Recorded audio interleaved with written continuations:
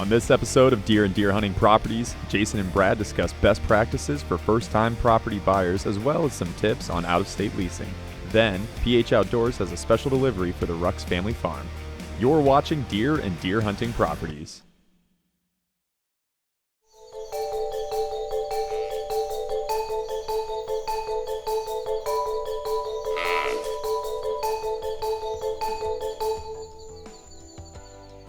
Two scenarios. The first one, I'm young, right? I just got married, got a kid. You know, I don't have a ton of money in the bank. What would you recommend I look for? Well, in that circumstance, I'd probably look for something that's maybe a smaller parcel, something that you could handle in your payments, something that maybe isn't that elite property that has building sites and water and waterfall and all that. I would look for something more that is a starter package, which could be, swampland, part swampland, part wetlands, something with a smaller acreage in that 20 acres, maybe up to 40, depending exactly what your budget's at. And that's usually a good starting place. And a lot of times there's a ton of improvements you can do to that property, which will allow you to get some equity, right? So it's just like a house, right? You find that tear down or almost tear down, and you're putting in new floors and you're painting and you're doing a new roof and siding and all that stuff, so that in 5 years from now you can sell it and you get some equity out of it. Same thing for that land. You're looking for something that you can put some sweat equity in to get equity out in 2 to 5 years. So it is just like that starter house, right? Everybody buys their first house. It's not their dream house, right? It's not. Right. But they're taking steps to get there, and it's the same process with hunting land. Oh, for sure. So it's exactly the same as a starter house, right? Nobody moves into their first house as their dream house. They're just going to take steps until they finally achieve their goal. Exactly. I mean, I've done it personally. My first property was swamp, right? It was, hey, some years you might need hip boots to go get your buck, right? So I started out there, and as years gone along, my dreams have changed and they've grown and they got bigger and bigger as they've gone. But I was able to find a property that I could afford with my budget and be able to establish things in there and grow things that then it became worth more too for the next buyer. So it's the same. I always compare the two to houses. It's a perfect way to scenario. Okay, first thing. So I bought one of these small properties. What would you recommend I do as a very first thing? As to try to improve the value, what would I do first? I personally would probably try to establish a trail system, right? For myself as a hunter or whoever is hunting, and also to establish what the deer corridors are. And that's where I would start with my first property. And keep in mind, with a trail system, not necessarily do you have to sell it to another buyer that's a deer hunter, right? I mean, because people like to go through the walks through the woods. They like to take their dogs to the woods. They just like to roam through the woods. So now I got that established trail system. It's good for anybody to use that would purchase that product. Absolutely. A lot of people just think everybody is a big buck hunter, but the truth is there are some real big buck hunters, and then other ones just want to enjoy it year round, and they want their family to enjoy it. They want their wife or their significant other to enjoy that property. So putting that established trail system in there allows them to do those walks in the fall or in the spring or in the summer, right? And it's good for four-wheeling or biking or whatever it might be. But yes, nowadays it's not all about just shooting monster bucks. It's about shooting some bucks, whatever their comfort is, but also being able to do other things. See, I also love water. I'd like to put a little pond in it, something big enough that you can swim, right? But it has fish in there, so now I can take the kids fishing. You're guaranteed there's not a bad day on a pond, right? You're going down there, it's full of perch, full of bluegills, whatever. You throw a bobber in there and they're going to catch fish. So it's a perfect option as well. I love that idea, yeah. And for kids, we know they can get a little antsy, including some adults we've all met. That pond, when it's loaded up with fish, that's the way to make some memories on that small parcel. Coming up next, Jason is no stranger to out-of-state hunting leases and offers a few tips before you sign a lease for the first time. You're watching Deer and Deer Hunting Properties.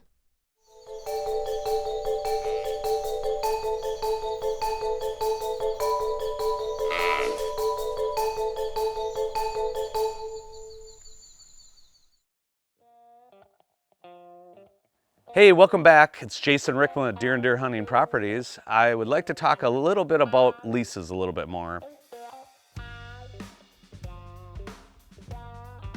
Probably three things that are important to me now that I didn't know when I first got out-of-state leases. So the first thing is, what does ground go for, right? I was really kind of blindsided by that. I definitely overpaid on my first one, which is okay because I learned the area, I learned what not to do. I'm a big believer in, you know, some of those failures will help your growth and make the right decisions in the future. So I'm okay with that, but if I can help out in any way, one thing I would tell you is, you know the difference between cattle ground, what that lease goes for, and what does crop ground go for. I kind of got hooked up on cattle ground at first at a higher price than what I should have paid, but again, I learned some things and I got my other leases and some other land from that experience. But, you know, talk to somebody local. Like we said before, feel free to reach out to one of us at Deer and Deer Hunting Properties and see if we have a connection in that area or if we have a personal connection that we can help you. But there is a difference. So on cattle ground, obviously there's cattle, right? And so you want to make sure there's a certain time of year that they'll take off the cattle for your hunting versus leaving the cattle there throughout the year. Yes, deer, some people believe deer are not afraid of cattle. Some people will say that doesn't affect them at all. I've hunted a lot of cattle ground. Every once in a while I see that it doesn't overly affect them, but they don't usually hang out together. In fact, very rarely when in my hunting experiences. And I've hunted a lot over cattle ground. So I'm not a big fan of if that cattle is staying there year round. So try to make sure when you do lease cattle ground that their cattle is off by a certain date. Whatever date it works in your schedule and their schedule. Typically I like it off by like the week prior to the rut so that all my tree stands are unaffected by a cow walking underneath me, right? So that's always important. Crop ground, obviously crops, you know, what's staying, what's not. Can you work in that lease possibly, hey, I'll pay you a little extra if you leave some soybeans there for me year round, or corn, or whatever that might be. So I would definitely know the difference and make sure you know the going rate there, but also know what they're gonna do with that, right? Also areas, right? Like I wanna know, hey, this area is known for big bucks, or this area is just known for good management size bucks. Typically, the pay scale on it should also correlate with that type of ground. Again, try to get to know the neighbors. Who are the neighbors? I'm a big fan. I go on Onyx. I look at the chunks around me. Are they large chunks? Are they small chunks? Are they cattle ranch owned? What are they, right? So make sure you know who your neighbors are, and that goes with anything when you're buying land or leasing land, to know who those neighbors are.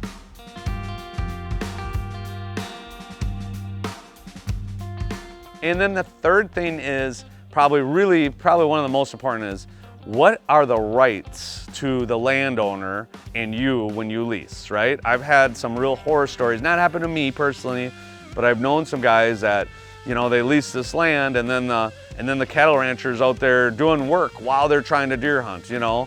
That is something it's tough to do. Obviously a great lease setup that covers your rights and covers your money put towards that, so that if that does happen, that you can get that back is important. On the crop side, same thing, right? Did they take all the crops and you agreed to something? Make sure you're protected on that. But make sure you know the rights of what the farmer can do and what you can do. Because you don't want to be blindsided during the rut and you have a monster buck walking around and then they're working on a fence right next to you for the week straight. Or whatever, they're getting something ready for next year. So make sure that you have defined dates of when they are doing their work.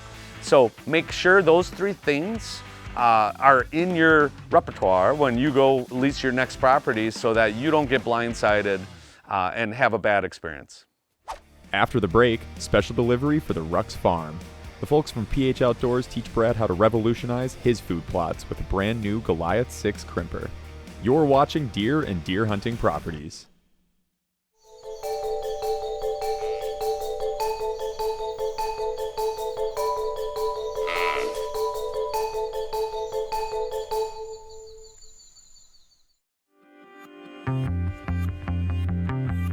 You know, I'm excited about the drill, but I'm almost more excited about this. This is a Crimper. This is the latest trend that the farmers are using.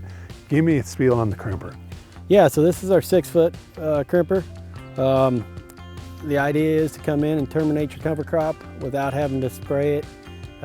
Saves you on fertilizer, moisture, spray. Better for the soil. Better for the everything. soil. The whole really big in the organic side of farming, like you said. Yep. For as far as maintenance goes, there's 2 grease zerts as far as greasing, and then we have a bung hole on the side to be able to add water if you need to add some weight.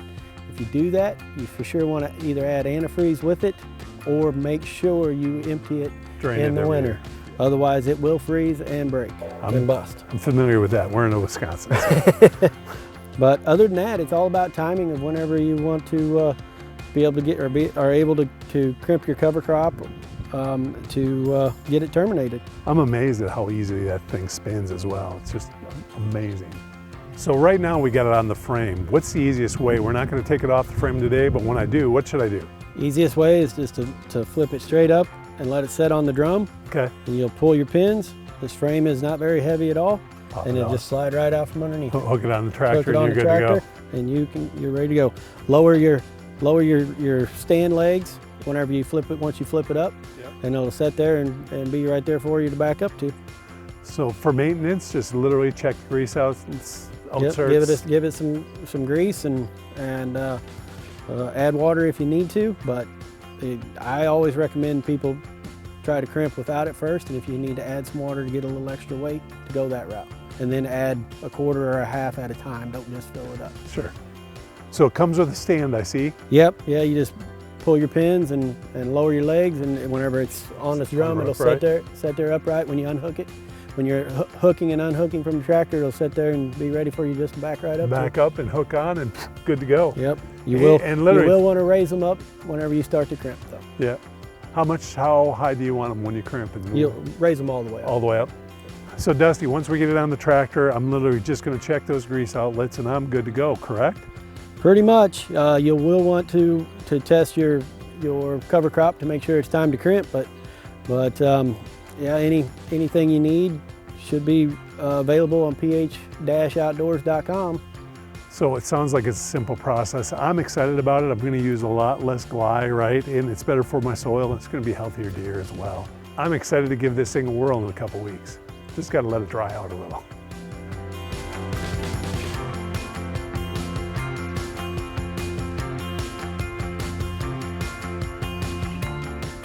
First off, I want to thank all the guys from PH Outdoors for helping me set up the implements. Excited to get them out there. Here's a little tip with a crimper. You know, you want to plant a cover crop. And this year with mine wasn't a great year because it was so wet, but a cover crop, if you're not familiar with that strategy, it's planting winter wheat, winter rye, oats in the spring and letting it get up.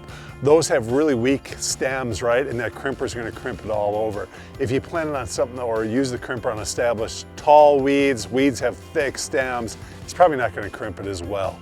It's no fault of the product. It's really made for a cover crop. When using that cover crop, what's really cool about it is once it's crimped, all those nutrients from that plant are going to go back into the soil. So you're actually fertilizing and adding organic matter to your soil. A lot of people use burning for that same strategy. I'm always afraid of that because by my place, it's so open and we got this really dry reed canary grass, and I'm always worried about just something getting up in the air and flying a little ways. And that's why crimping is a better option for me, and it might be for you as well.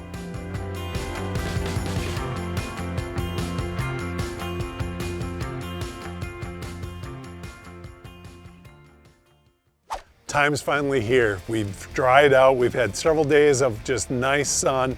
We're gonna go ahead and crimp half this field.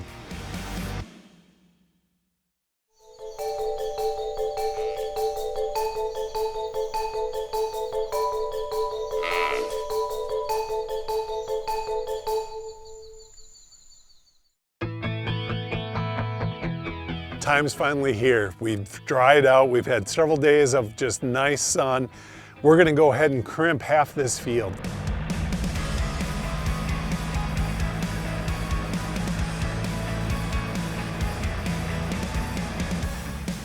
If you guys are not familiar with crimping, what it does is it literally lays down your cover crop, and it's going to crimp that stem, making sure that it doesn't get any kind of moisture.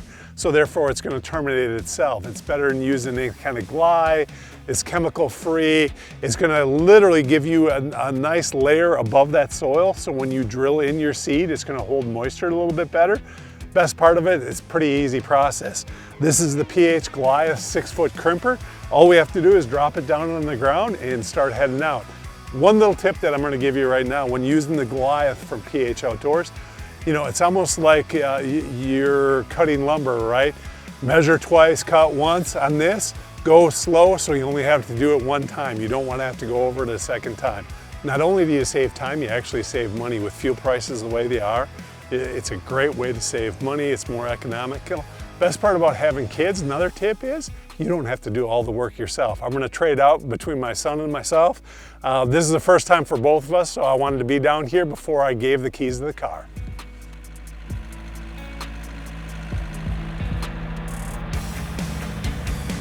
It's important to note that crimping does not work on certain types of vegetation. The most common grass crops that are crimped are cereal rye, oats, triticale, and wheat. Avoid trying to crimp soft, flexible plants like annual ryegrass because they don't have enough lignin in the stems to cause the plant to crimp properly.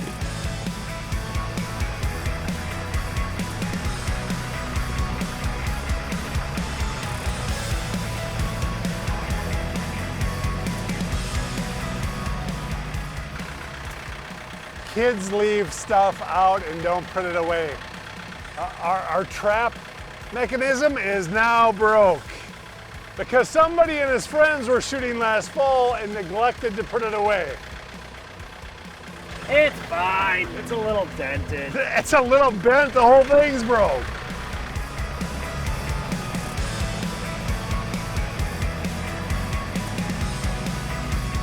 After a few days, Brad plans to hook up the PH no-till seed driller and plant soybeans. This method of food plot planting is good for adding nutrients back into the soil for the newly planted soybeans to take advantage of.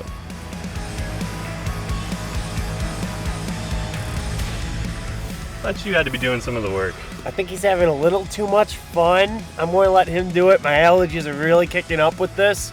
So I'm going to just kind of sneak away and just let him do it. So Can you explain the clay shooter situation? I was bringing a couple of my friends out last year duck season. I left it out here and I knew about it. I just kind of forgot it was down here and he hit it. So now I got to fix it. Oh well.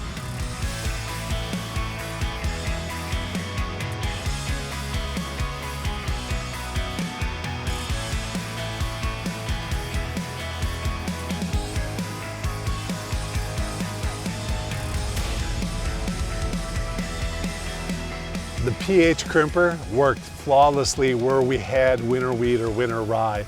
Unfortunately for me, it was so wet this spring. You know, this should have been just solid winter wheat and winter rye. The clover actually bounced back up and is full of reed canary grass, which is nasty. I'm pretty sure it's going to kill it all because it laid it all down. We're going to be back in a couple of days, and if it's dead, we're going to go ahead and use the seeder. I'm excited to see just how much time this condensed the process of food plotting. If you want more information on a PH Outdoors crimper, the Goliath, check out ph-outdoors.com.